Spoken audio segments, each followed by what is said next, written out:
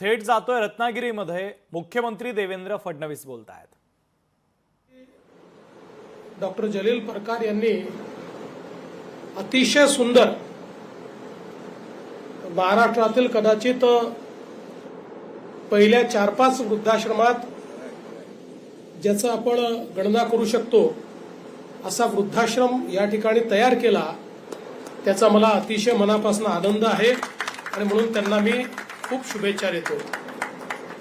आणि खंत याची की आपल्या समाज व्यवस्थेमध्ये अलीकडच्या काळामध्ये परिवार लहान झाले, अडचणी लोकांच्या वाढल्या, काही प्रमाणात ओलावा देखील कमी झाला आणि त्यामुळे मोठ्या प्रमाणात वृद्धाश्रमांची गरज पडायला लागली। कारण आपल्याला कल्पना आहे की भारतामध्ये परिवार संस्कृती ही इतकी चांगली होती, शक्तिमान होती, शक्तिशाली होती की भारतात वृद्धाश्रमाची संकल्पना ही बराच काळ नव्हती। परंतु जेव्हा समाजच एखादा आव्हान उभं करतो त्यावेळी त्या आव्हानाचा सामना करण्याकरता समाजातलंच कोणीतरी पुढे येतं आणि अशाच प्रकारे डॉक्टर जलील परकार हे पुढे आले आणि त्यांनी ही व्यवस्था या ठिकाणी उभी केली आहे।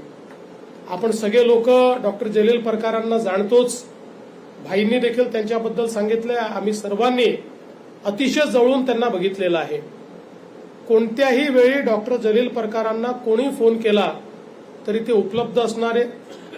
एखादा पेशंट त्यांच्या अंदर असो किंवा नसो, पण आपण एकदा त्यांना विनंती केली तर त्याच्या डिस्चार्ज पर्यंत त्याची सर्व सेवा शुश्रूषा नीट होते की नाही हे पाहणारे डॉक्टर जलील परकार आणि विशेषतः कोविडच्या काळामध्ये आपले आप्त त्या ठिकाणी कोविडनी मृत्युमुखी पडले अशा परिस्थितीमध्ये आणि स्वतः डॉक्टर परकार हे कोविडमुळे अत्यंत टोकाचे आजारी होऊन देखील कोविडच्या काळामध्ये